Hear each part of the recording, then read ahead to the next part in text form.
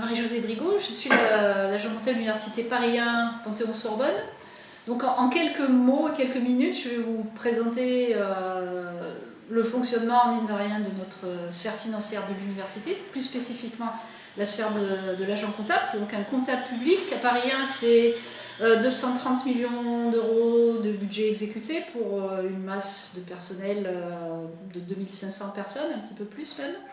Nous avons à bord un service facturier qui est une relative on va dire, nouveauté, un service facturier avec une sphère d'intelligence artificielle qui est mise en place et que je vais essayer de vous expliquer rapidement parce que c'est quand même, je pense, l'enjeu de notre nouveauté sur les 2 dernières années. Notre service facturier à bord, c'est 30 000 factures.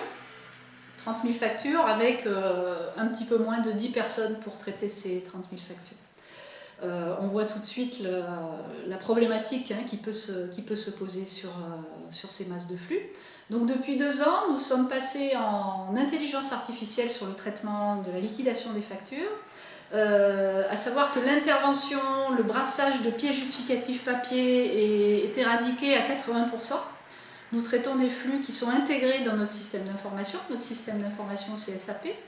Et notre système d'information reconnaît les éléments de liquidation de la facture dans leur régularité et dans leur spécificité financière.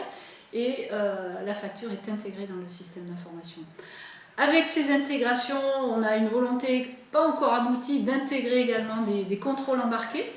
Des contrôles embarqués de régularité simple.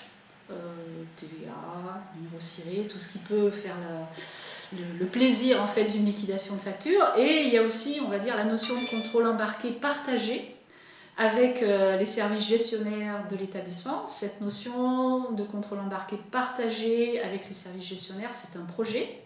C'est pas encore une réalité, mais c'est bien sûr l'objectif de réussite de cette dématérialisation. Ce qu'on gère, c'est de la pédagogie, c'est des relations internationales notamment. Et sans l'intégralité de ce partage de dématérialisation, eh bien, il n'y a pas de vraie dématérialisation. Sur les autres sphères du fonctionnement de l'agence comptable, on a une certification de nos comptes, c'est-à-dire que nos comptes publics sont certifiés par un commissaire aux comptes. C'est une spécificité de l'autonomie des universités. Plus on est autonome, plus on doit être rigoureux sur la qualité financière. Donc l'Université Paris 1 est certifiée depuis 2011. C'est un exercice qui est à la fois compliqué et en même temps qui sert de carte de visite sur la sécurité financière de ce qu'on appelle un opérateur de l'État. Et qui est le garant de la qualité, mine de rien, et du sérieux de notre exécution financière. Bien sûr, cette certification des comptes n'exclut pas bien sûr le contrôle juridictionnel du compte, qui est toujours fait au niveau des opérateurs de l'État que sont les universités. La Cour des comptes contrôle la régularité réglementaire, cette fois-ci, au sens opérateur de l'État, de nos comptes.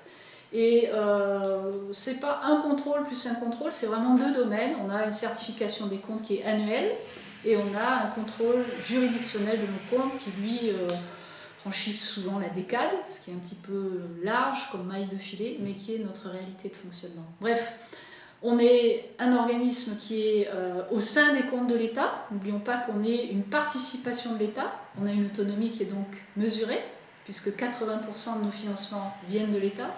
Comme 80% de nos dépenses sont gérées dans le cadre des missions de service public de l'État. Et à l'intérieur de ces contraintes tutélaires qui sont quand même existantes, il y a un objectif commun de l'ordonnateur et de l'agent comptable de tendre vers une sécurité financière, une qualité financière qui est le but de ma présence ici aujourd'hui et qui est on va dire un ouvrage, non pas comme celui de Pénélope, mais quand même pas loin, de remise en cause au quotidien pour effectivement atteindre l'efficience. Voilà ce que je peux vous dire sur ce sujet. Merci.